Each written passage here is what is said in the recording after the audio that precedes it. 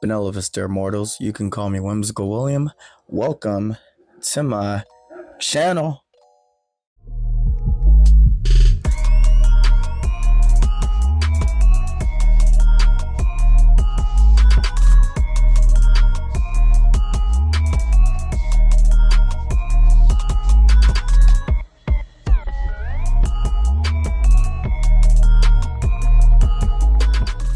Alright, so I've been slowly getting through the Jojo mangas, and the first part was pretty good, but I really felt like the anime was the more definitive way to watch part one of JoJo's Bizarre Adventure.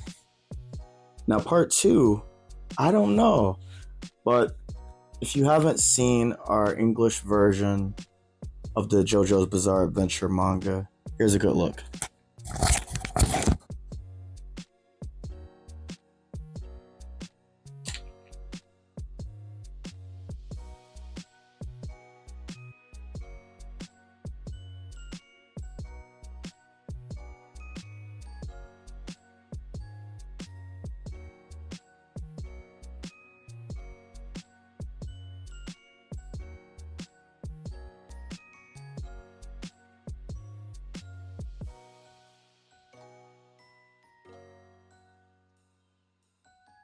I must say that part two of JoJo's Bizarre Adventure really gives a level up to Araki Sensei's art style. Like, the first part was really similar to older mangas and anime like Speed Racer and Astro Boy, and of course, you got your Fist of the North Star. But this one, you start to see a little bit of Araki San's his own distinct style is starting to pierce through in each panel, and it's really nice to like see it unfold. I feel like as I get through each chapter, the art gets better, it gets more detailed. The paneling, the different size squares and shapes that the action is taking place in, it just looks better and better. And I think that from part one to part two, he has a more of a natural sense of how he displays action and how he shows the progression of action and movement. It's very fluid. I really enjoyed the fights, the moments where Joseph Joestar's his quirky personality, where he doesn't want to work, but at the same time he's willing to do whatever it takes to get the job done.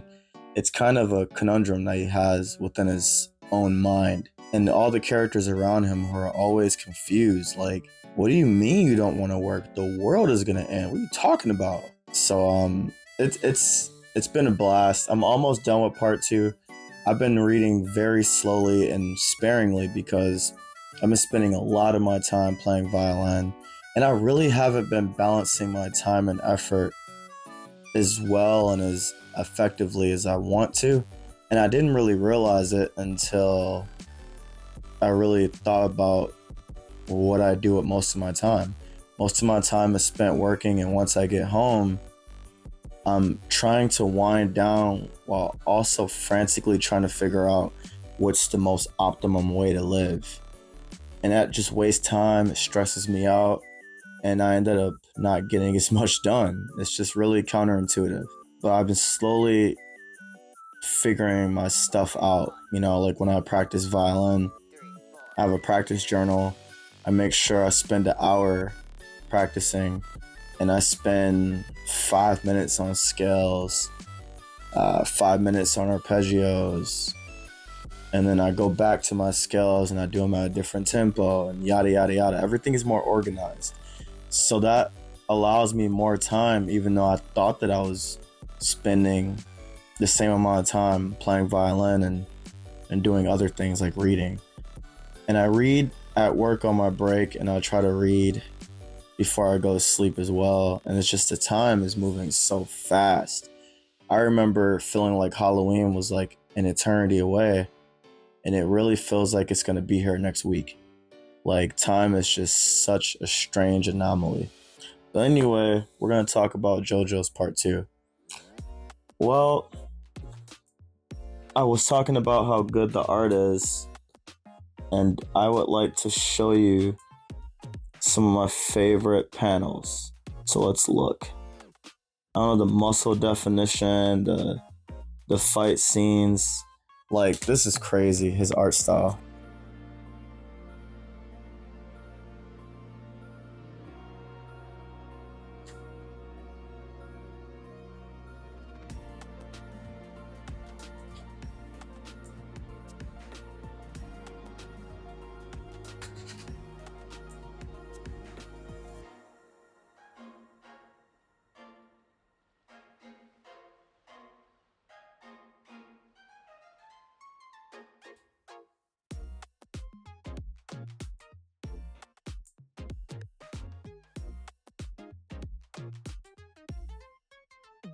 So yeah, there's a few dynamic examples of his action, his anatomy, the way that he distinguishes a woman's face versus a man's face, and vice versa. How beautiful he makes his men, but also how beautiful the women that he draws are and how strong they look. It's just a really nice balance, helping you tell who's who and what's what, but at the same time blurring and blending the lines.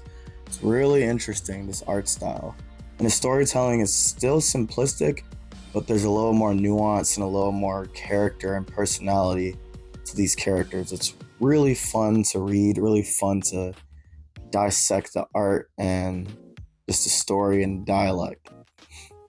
There's not a lot more to say about the story because this is before the stands and Jojo's Bizarre Adventure, but the use of Haman, the breathing techniques, really get more, how do I put it, more mystical, more supernatural, more inventive and creative.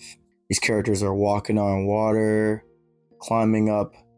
One of their tests was climbing up a marble pillar with oil, spilling from it. So, or any rational mind, you're gonna slide. You're not gonna be able to hold any type of grip. But with the Haman abilities, they can charge the energy through the oil and stick to the oil. But the challenge was the oil coming down at a pretty quick rate, especially for oil, because oil has a lower viscosity. So, and then the friction in the oil is like a lot less than, water or other liquid substances. So that was a really interesting way to show how dynamic and how interesting Haman is. And I just love Lisa. She's the character that I showed a few pictures of.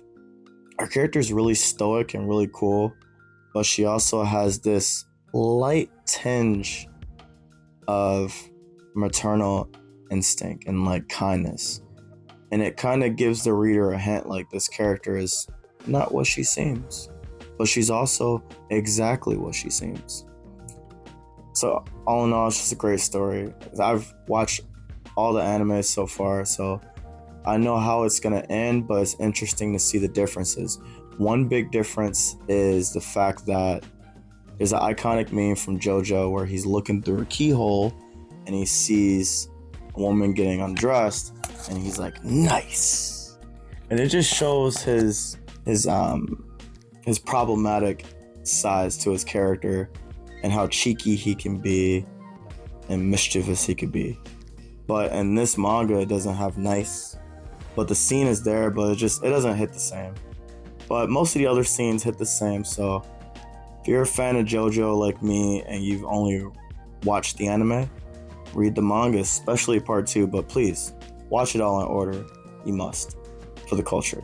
Thank you so much for checking out another video. If you haven't already and you feel like it, subscribe. I'll see you in the next one. Peace.